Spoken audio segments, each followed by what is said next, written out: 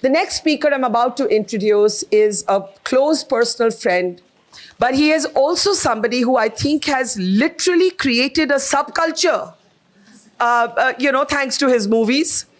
I don't think that there is an Indian who has not watched. Who am I talking about? So can we do something to welcome him? Can we just go, Karan, Karan, Karan? Can we please have Karan Johar on stage? Louder, guys.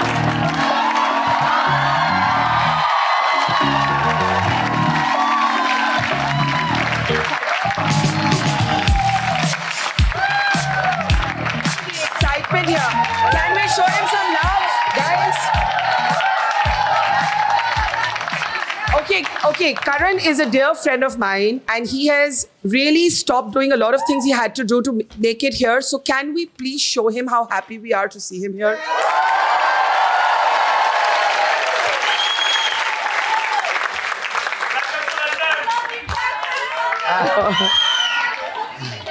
Wow. Who? What? What? Okay, we just heard hot. Maybe it meant the temperature. Sorry, am I audible? Can you hear Karan at the back? Yes. Am I really audible? Yes. Oh, okay. This is a really cool mic then. Okay, yes. Because I can't hear myself. You are audible. He's audible till the back? Yes. Oh, okay. Thank you. Hi, Karan. Thank you. I can be louder? Yes. Yeah, that's why I feel there's something wrong with this mic. Nothing wrong with the mic. I'm being told you can be heard perfectly. Oh, okay. Then I'll just speak louder. Okay. You can be heard perfectly. This is just our psychological Indian need to hear ourselves, I think. Yeah. I know. Trust me, I'm exhausted of my own thoughts. I don't want to hear myself. No, but we want to hear you. This whole audience wants to hear you. Millions of people watching this online want to hear you. And we all love you. Oh, thank you. We really do. Thank you. And I know how busy it's been for you. I know what it's taken to be here. And I'm sorry we kept you waiting just a bit. Thank you, and we really appreciate it. Karan, do you realize how many people your movies and you have influenced? Like I just said in my introduction, it's like a subculture. You have been the architect of a subculture. Like, do you know that? Well, the important thing is not to be aware of it. Yes. The more aware you are of your achievement, that's where your achievement stops. Yeah. I think you have to just keep going. I've always said that success and failure are neighbors, and both will come visiting, and you have to treat them both equally and treat them both with equal amount of love and care, because it's going to happen. The moment you rest on a laurel, you will stay there. So that's how I've lived my life. Have you had tough times as a movie maker? The first couple of years of my life were actually they were God sent. I felt I was like Beyonce's song, Destiny's Child. Yeah. I really felt like things were just happening. Like I sat on a mountaintop and Shah Rukh Khan tells me that I will do your next movie when you direct it. Kajol comes on board. Yeah. Suddenly Kuch Kuch Hota Hai happens. And then Kabhi Khushi Kabhi Gum happens. And then Kal Ho Na Ho happened. And then I lost my dad. And that was the first real bump on my otherwise exceptionally smooth highway. Post that, I remember feeling a bit lost. Because up to that point, I was so completely indulged. I was an only child to my parents. Yeah. And I still remember, I knew nothing about the economic side of things, the business side of things. I had gone to, I remember I had gone to my first award ceremony way in New York, way back in 1999.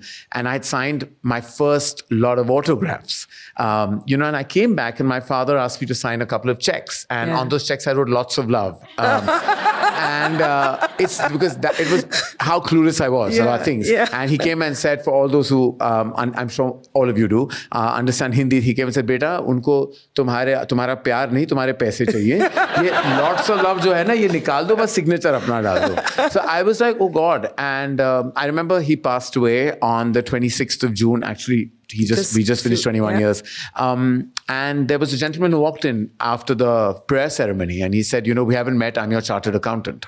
Wow. And that's how little that I knew of the business. Yeah. So the real issues really began then. And I am totally grateful to my best friend from school, Apurva Mehta, who ran the company with me like a sibling. And we just kept going and, we rose, we fell, and we learned from our mistakes and continued. But real tough times, actually, if you ask me, Barkha, if I had to really speak about them, were social media. the advent of social media, when Twitter began way back. It was such an amazing platform where there was an exchange of ideas, immediate validation, complete consumer feedback. So as you can say about your own product and work. And then there was the toxicity and the negativity and the troll armies, and I got it all. And eventually I went from anger to indifference and now to acute amusement, because I'm like, whenever they write things about me, I feel like, wow, this troll army is so creative. I wish that they would exercise their creativity and do something better with it. Because they write such amazing things even when they're absolutely wrong. When they're absolutely pulling you down and saying the most amazingly negative things about you.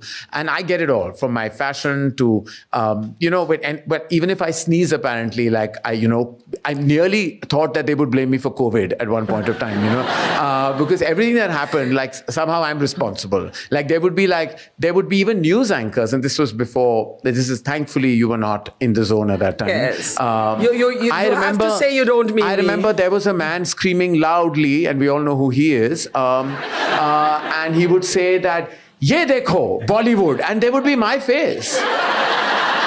And I was like, "Ye Bollywood ne kya kiya?" And again my face would pop up. I'm like, "Hello, screaming man.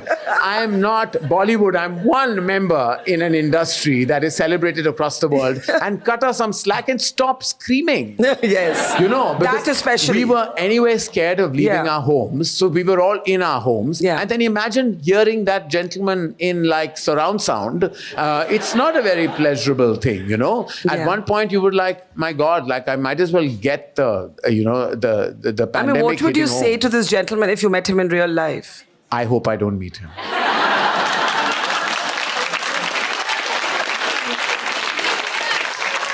Did you not get just indifferent to trolls? Yes, absolutely. After a point, I had to be indifferent, because there was at one point of time, I'm then there was the beautiful word that got launched on my show, a stunning word called nepotism. Yes. And I'm I spoke about my father who passed away 21 years ago, and he would not have been he would have been actually amused that they're calling me some flag bearer of nepotism, because I know that how tough it was for him in the business and what he endured and went through. And then, of course, I was given that first move advantage. And there's always that, foot in the door that you do get. After that, everyone knows that it's your own hard work and talent that can take you where it takes you. And there's so many star kids who don't actually make it. There's nothing. I mean, there are so many born to privilege, but it's that, yes. And I do feel that we have that first mover advantage. We do have that first access to work. And yes, we have that advantage. We cannot take that away from ourselves. We must admit to it. We must acknowledge it. But we also know that you are not going to be able to stick on if you don't have what it takes to be successful, which is pure organic talent. Yeah, I completely agree with you. But this nepotism debate has really followed you in every interview, every podcast. Yeah, it's right here. You can see it. It's right here under the cushion. Yeah. Is it claustrophobic to be used as kind of, to be answerable for everything in the industry?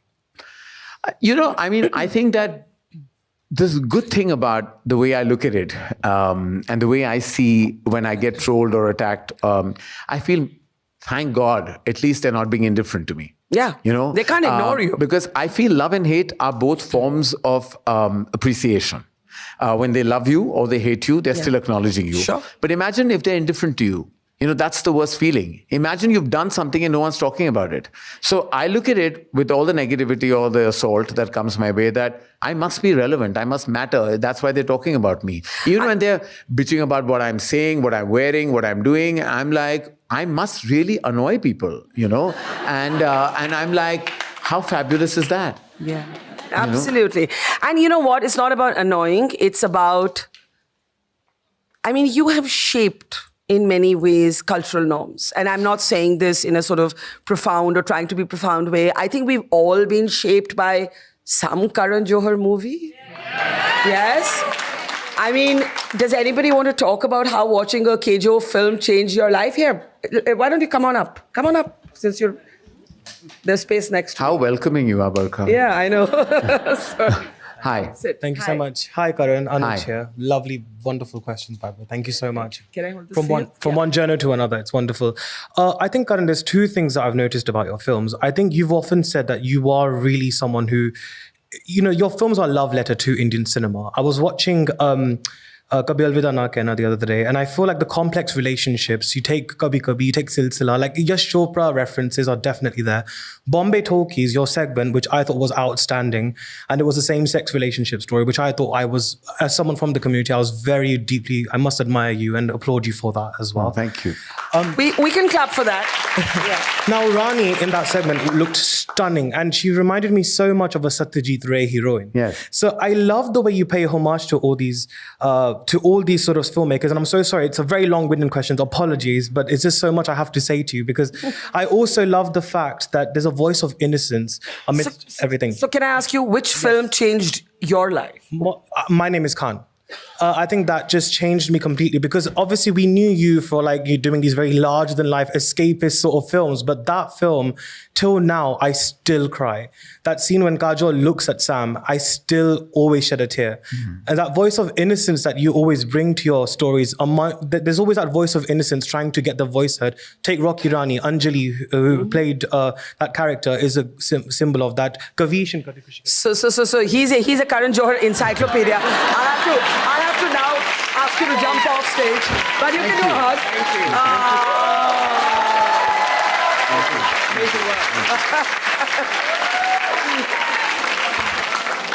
you. See? The hatred, so-called, is all social media It's all rubbish. virtual. When you meet people in real life, people are lovely. I know that it doesn't exist. It's actually a virtual bubble, and I think a lot of people write things only to be noticed online. Yes. And the moment you like write a puff piece or a hugely positive piece, nobody you notices like say you. 100 views, and then there'll be like this big clickbait headline with something negatively written, and there'll be like 1 million views. So negativity travels, online, and we all know that. What's the cruelest thing? As an adult professional, because I do want to take you back to your school years, which I know is a different experience, what's the harshest, cruelest thing that you've heard about yourself that you could not ignore? I've understood that most of us just ignore the rubbish below our posts or, about us on social media, because we know real life is very different. But something that rankled, that was horrible, that was too horrible to ignore. There was a comment once, and there have been several posts that, which was really tough for me because it made me think. When they said that, do you realize that you've denied your children a mother? And that broke my heart, because that made me feel like for the first time I questioned my decision of being a single parent. When my kids asked me, where they came from, I said to them that you came from Dada's heart. A story that I couldn't take very far because now they know the biology of it. But I believe very strongly that I have enough love in me for the both of them. I can be their parent, their mother, their father, their grandparent, their everything. They mean the world to me. They're the center of my universe. But that comment made me question or second guess. I think we have some pictures of you with your kids, but made me second guess that decision. And for a beat, it made me wonder whether I had done the right thing. And then that very morning, I read that comment, and I had a moment where I just broke down.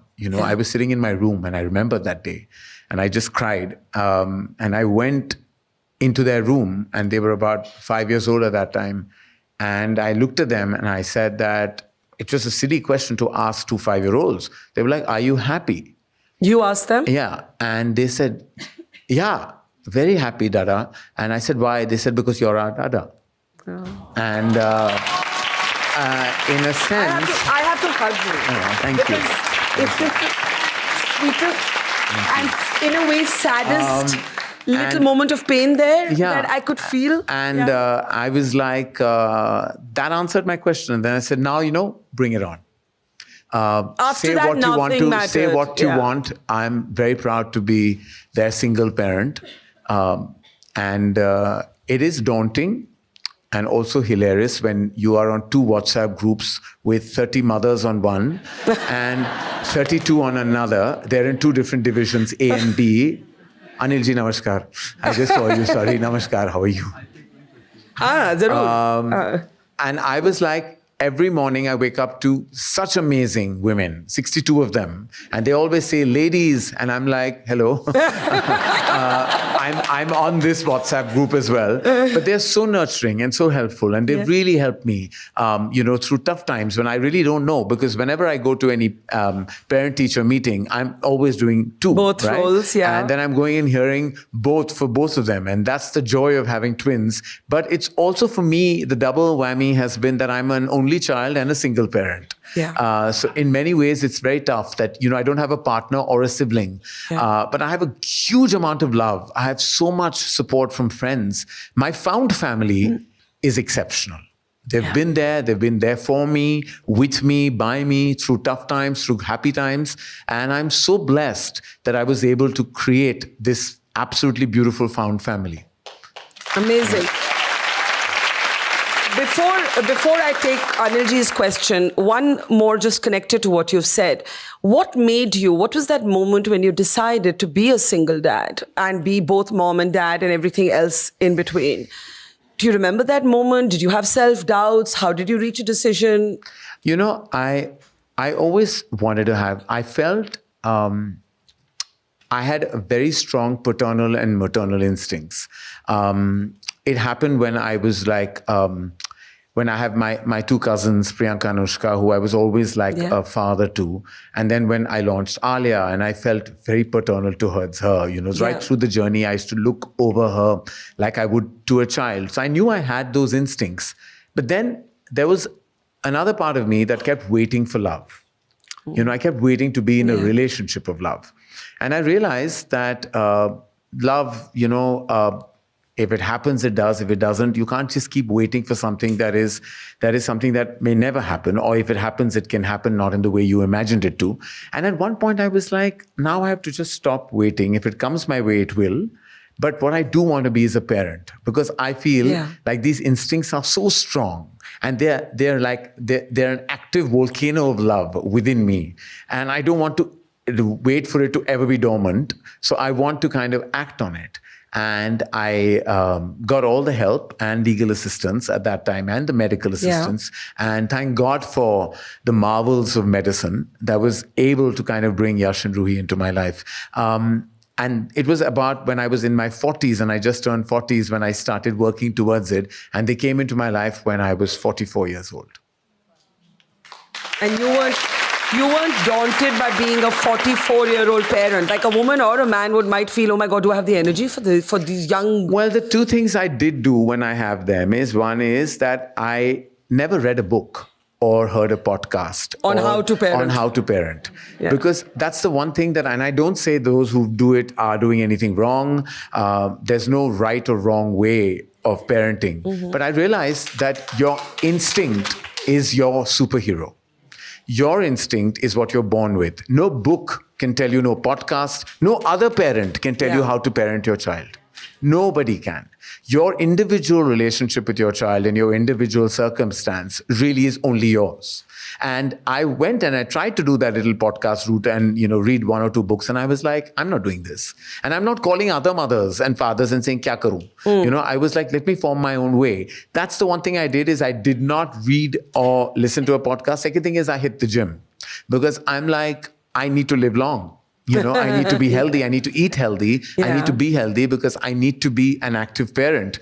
Lord knows I'm still not playing football with my son or attempting to go to an Olivia Rodrigo concert with my daughter because those things I've told them I can't do and I don't want to, but I will do other things. I will communicate, speak, give them quality time, and also give them a sense of a set of values that I was raised by, because I think we are defined by our value system, and that's what I want to give my children. Absolutely.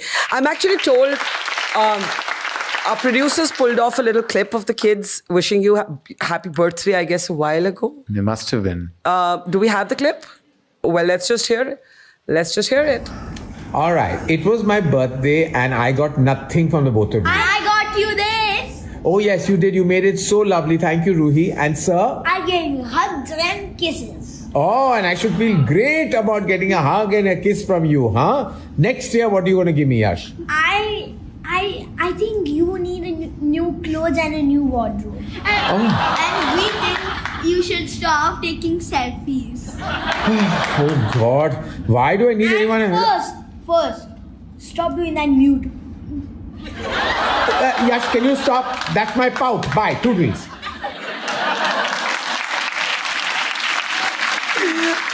So, you know that why do you say that? Why do trolls not affect me at all? Because guess what I have at home? You have to hold. I have in-house trolls, so how can any troll really bother me or affect me? That was so cute. All right. I don't want to steal Karan all to myself. We have questions. I'll start with Anilji and then we'll open it up. Anilji, can I request you to just come up so that I think the cameras will be able to pick up your question? Thank you. Sir, Yes, Oh, yeah. very nice. बैठ जाइए sir. आप बैठ जाओ. Have a seat. No, I just wanted to make a comment, not any question. Please. So, I remember Yashji, Gulshan Rai, another Yashji. They are legend. How they were ruling the industry, and he was going through his health problem. Still, he was very, very active, his father.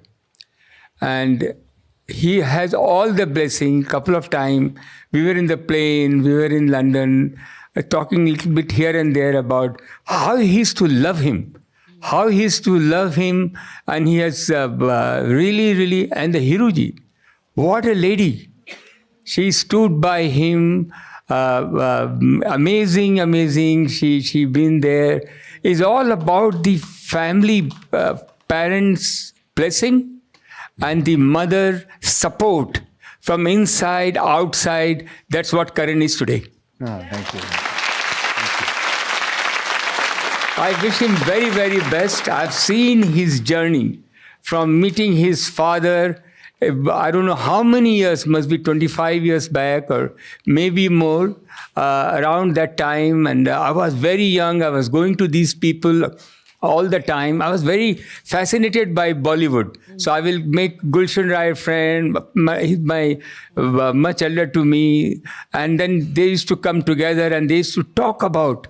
And Karan was around Yashji. So I wish you very, very best. Oh, thank you. Thank you.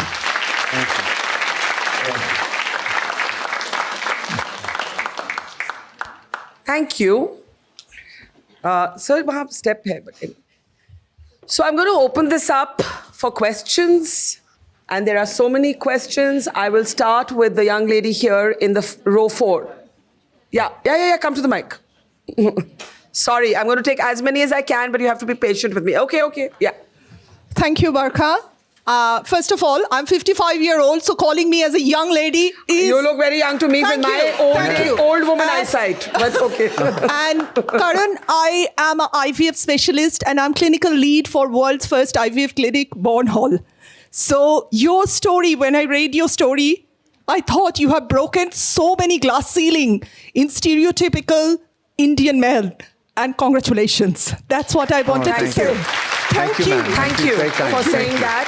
I'll take one more question here from... Oh, is there anybody here? Come on up. It's easier for me to get those close to the stage up here. Yes. Hi, Karan. Hello. This feels very surreal. But anyway, my question is actually... What's your name? My name's Moya. Yeah. My question actually is about your journey into going from your... It's a very odd question, but it's about going into your journey in fashion from when you were in sweatshirts to now some fashionista that you are. And looking at things like how people struggle with weight and if that has had an influence. I was very interested to know what your journey was and how you've got to this stage where you are such a fashion icon. Thank you. Thank you. It's very kind. Thank you so much. I mean, my brush with fashion happened I used to always absolutely obsess about like what people wore. Like you mentioned Yash Chopra and you know, his films always, the characters were always so beautifully dressed and his aesthetics were always on point. And I remember when I was young, watching films like Umrao Jan and Pakiza and Mr. Yash Chopra's films, even the aesthetics of the 60s and 70s and Guru Dutt and all the immaculately dressed men and women. And everything I loved about fashion came from Hindi cinema. And I grew up loving it and just watching it with awe and admiration. Yeah. Then when simultaneously, like she mentioned, I did fight huge amount of weight issues as a child, and you face that amount of like bullying that's attached to it, and then it becomes a thing. Then I developed body dysmorphia, like I used to feel very uncomfortable in my own skin. So I've been through a journey, and then starts the process of trying to lose it. The diets, the regimes, every kind of diet, and at one point you have to stop and just learn to love yourself. If you can find a way to find a relationship with yourself, I think we have pictures of you from deeply Cannes. rooted in love. Yeah. Oh my God. How long does it take you to get ready? Actually, truth be told, 22 minutes. 22, that's very precise. What was the last 2 minutes I've about? Timed it. I've timed last 2 it. minutes are what? It doesn't take very long for most men to get ready, and even the vain ones. And the extra ones are then they should just resort to others. Are you vain? I've become partially vain. I wasn't earlier, but I am partially vain now, because now when you lose the weight, you want to wear the clothes you love. But having said that, I'm all about people who own themselves no matter what their weight is. Because I love those people who are confident in their own skin. Because, this is these are part of like what I train my children. These words, that labels like fat and obese and all these words we use are scarring. Yeah. They're terms that people can live with. Your weight is not your identity. Your personality is your identity. Absolutely. And I'm like, I may have lost weight, but I also gained perspective over years. That even if I was a certain weight, I still want to feel comfortable in my skin. I work towards that every day. And I tell people, you cannot be defined by the way you look in terms of cosmetically. Because Lord knows there's enough that you can actually do with a doctor to make yourself better. So, if you can afford it and there are means. And for those who can't, you have to know your beauty lies in your soul, in your personality, in your inner self, and you have that glow that no one can take away from you, because all the makeup in the world can't ever touch your soul. It can't cover it or uncover it. It's just going to always be out there. So I'm like, please, let's not make it about like how you look and what you wear, but who you are is more critical. Having said that, fashion is lovely. It's an art form, and for those who love it, more power to you. Can we briefly go back?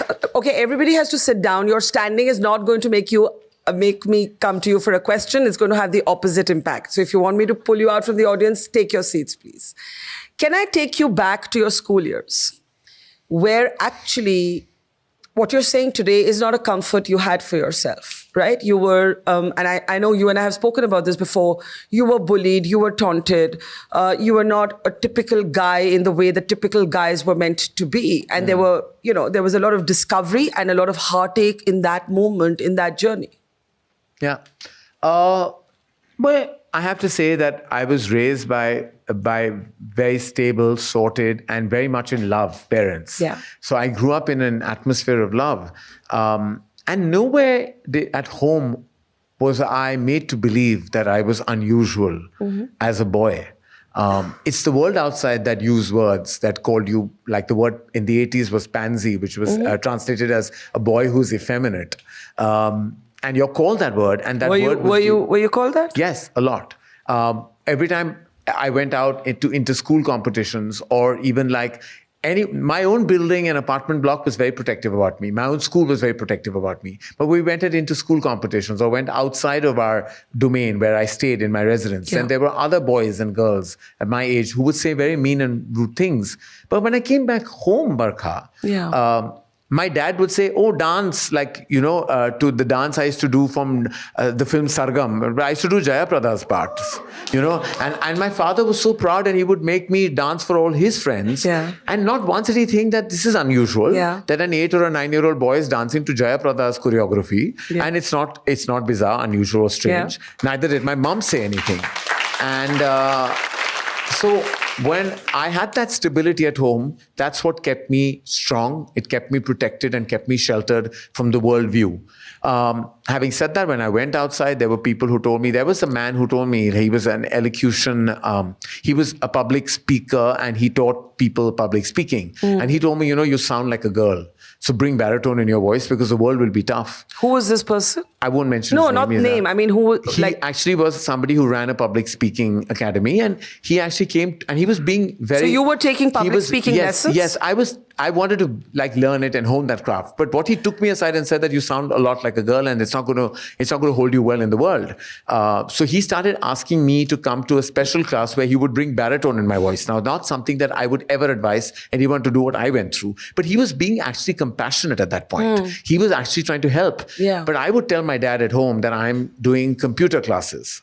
Whereas actually I was taking this voice training where I was trying to bring baritone in my voice. Because you were trying to sound more like a guy, like a man. And he said he also taught me how to walk better and train my hands. And he said life is like living in a box, like you keep using your hands like this so that they don't flip and flop. All this I did to conform. Today I would never advise. If my son was a certain way, I would say be that way.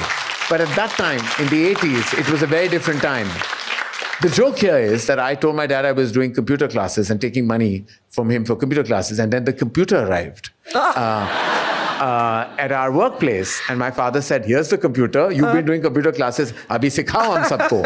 And I had never seen a computer in my life. And I didn't know what to say, that I was trying to sound like a man, not learn the computer terminology. And it was rather embarrassing. So what happened then? So he was very disappointed in me that for 3 years I was going to a class and I knew nothing.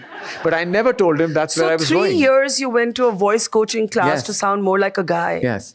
And actually, you know what? You can tell that as a funny story today, but it's actually a sad story.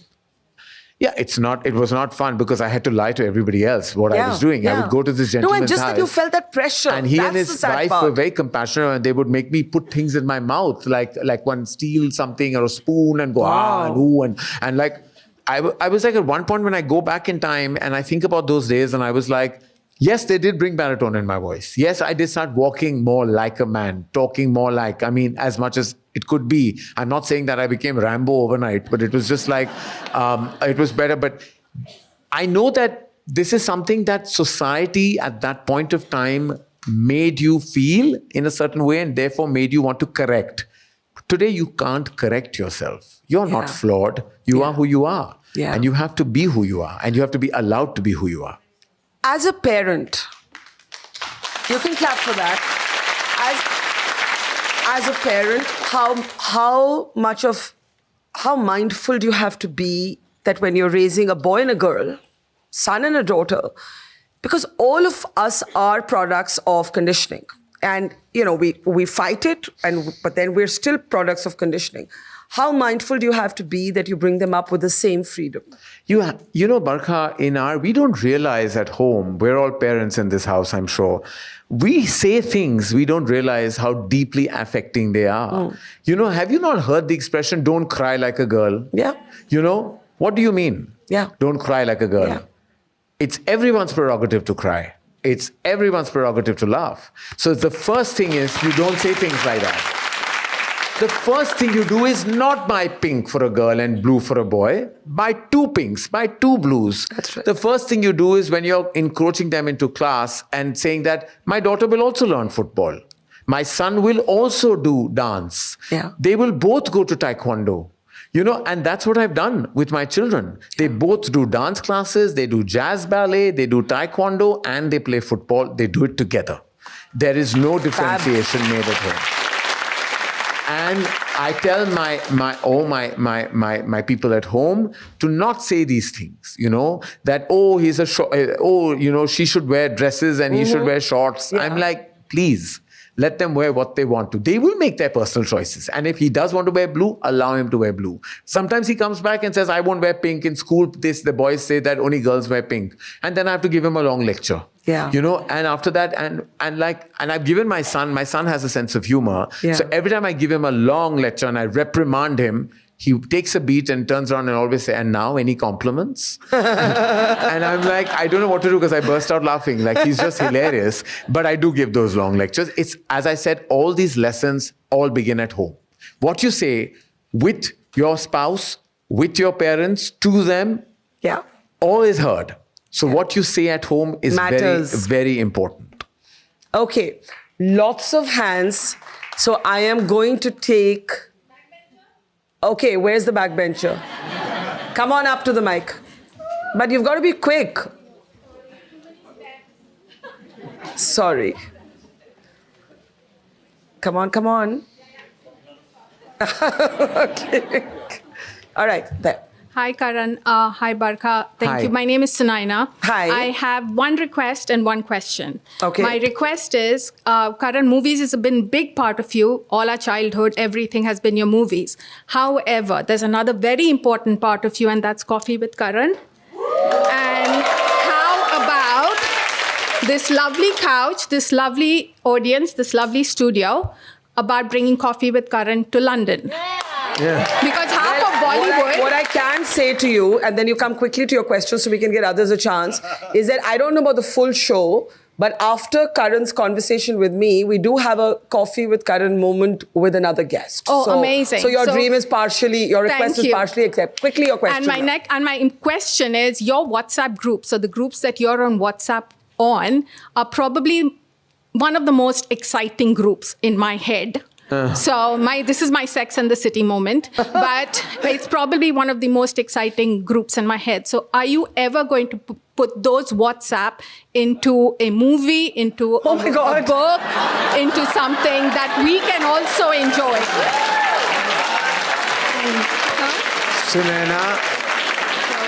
Sunaina, if anyone ever got access to those WhatsApp groups about me and many of my friends from the fraternity, I think we'll have to move to London.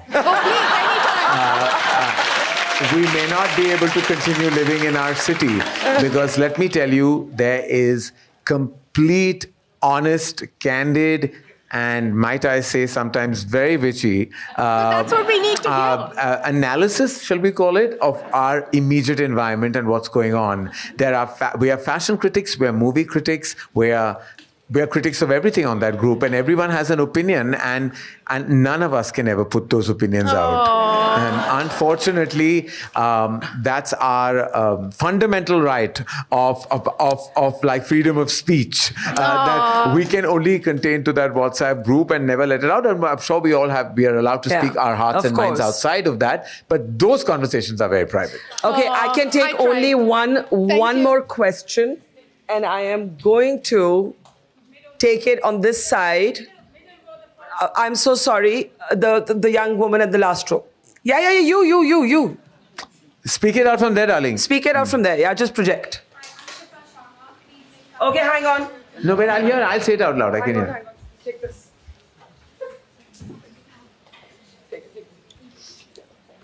Hi, good evening, everyone. My name is Shipra Sharma. Thank you, Barkha and Karan, for coming here tonight. You guys are looking stunning, by the way. And I'm a big fan of your work. Grew up watching your movies. It's just been an amazing experience, the kind of cult classic cinema you have created on screen on the celluloid. It's amazing. My question for you is today not about your work, about your personal life, because everybody knows about it. It's all in public domain. I'm curious to know, as you as Karan Johar, as an individual, what is it one thing that fulfills you as an individual, as a person, and what's your biggest life lesson?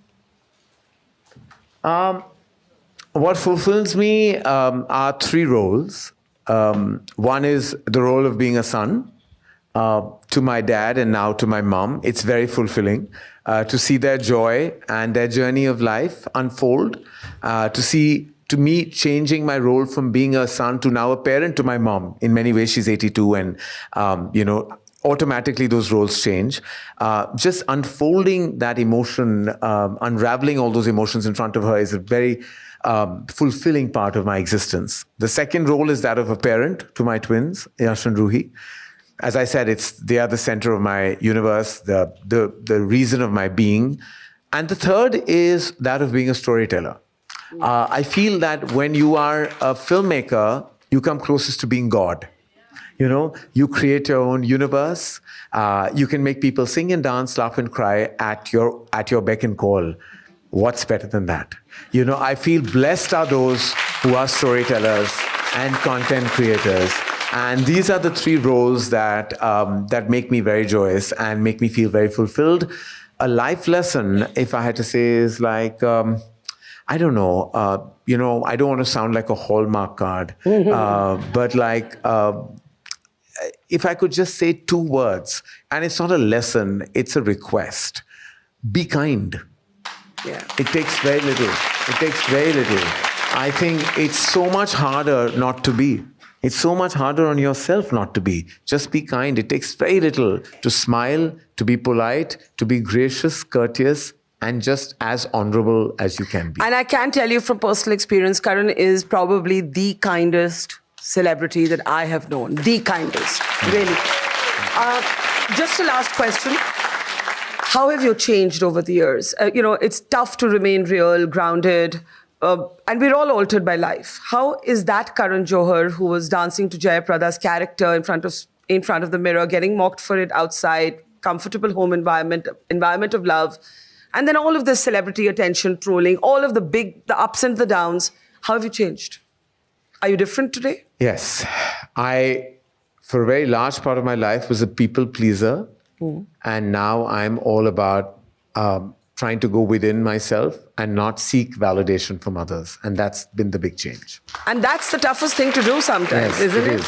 Now, Karan, from spending evenings with people, I enjoy me-evenings, which are evenings with myself. I love that word. I hadn't heard that. Can we please have the biggest round of applause for Karan Johar? And yes, a standing ovation is wonderful. Come on, big, louder, louder, louder, louder.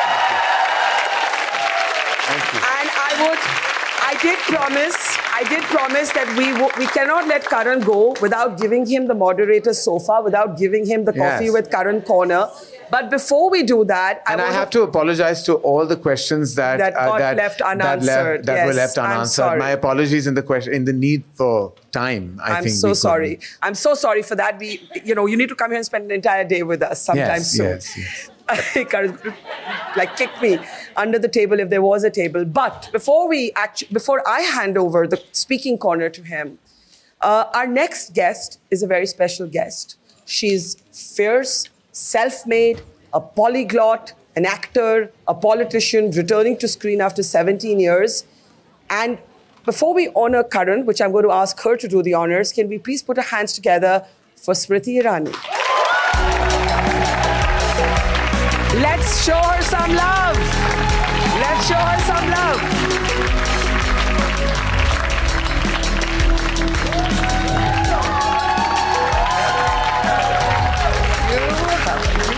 Before I hand over to Karan, I'm just going to request Ms. Irani to present Karan Johar with the Changemaker of 2025 award. Let's give it up.